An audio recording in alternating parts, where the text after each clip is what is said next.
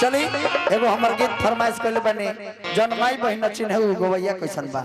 बड़ी वायरल भई रहे हमर गीत एगो इंटरव्यू पर वेद प्रकाश जी चैनल बड़े वही पर भई रहले वाह वाह सोनपुर के मेला में इंटरव्यू भई रहे 5 मिलियन गइल कि भाषा भोजपुरी ह मतारी जेकर पूजले भरत भिखारी इहो गीत लिखल हमरे बा गावल गंदा हो गईल धंधा राइटर उसी को मानेंगे जो मेरे सामने आकर लिखे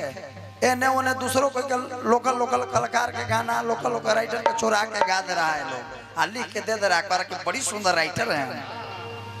अखिलेश कश्यप फलाना ढेकना ये सब चोर चोट्टा कहीं का ये सब राइटर है बैठाइए के कभी धर के गावल गंदा हो गईल धंधा आज समैया कैसन बा जवन माइया बहिन ना चिन्हे उ गवैया कैसन बा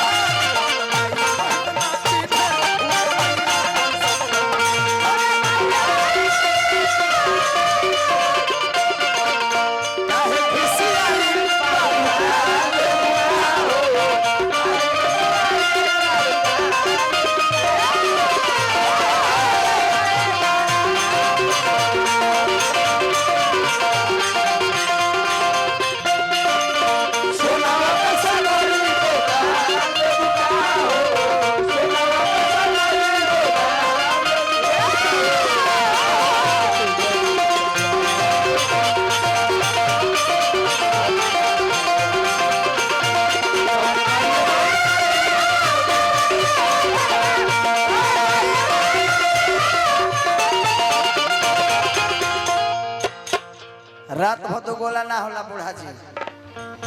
रवा बड़ बनी बोल रह सम्मान करता नहीं लेकिन ई कुल मत कहे एगो तो परबी पर परबी कर लगावे खातिर ना हम एगो लयदार बानी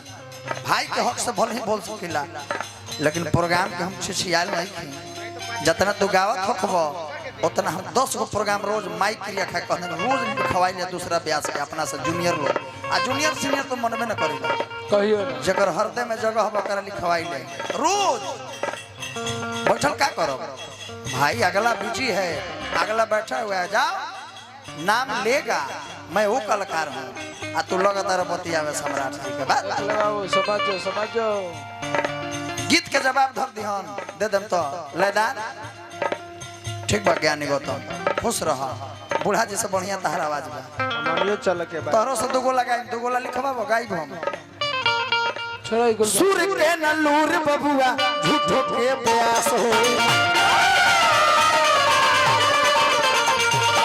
सूर के नलूर बबुआ झूठो के प्यास हो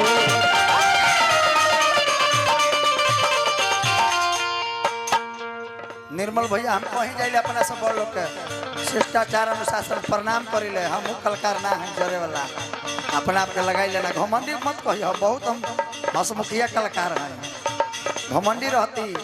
18 बरस 20 बरस कलाकार गुजार न देते हमारा भी बहुत मैनेज करीला हम पंकजो आइल बड़े बहुत दिन गुजरी है गणेश बाड़े ये लोग बाड़े उतराव चढ़ाव होत रहला परिवार में कभी हम सह जाए कभी ये सह जाए भाई भाई फुहर फुहर गाना गा के कोई लत ना सहो फुहर गाना गा के कोई लत ना सहो भाई हमारे YouTube चैनल अभी तक ले बेचारा अपना समय कीमती निकाल के आइल बड़े अभी तक ले बारे कौन चैनल का नाम बा कुछ दे दी वही को नाम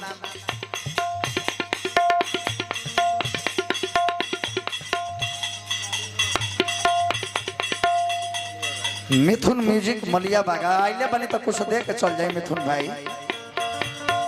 अच्छा चल अच्छा गाड़ी में रखल बस सबरे अच्छा बंद हो तबे दे दी हो राजकुमार भाई बहुत सुंदर आपका साउंड है भाषा भोजपुरी हो मिठाई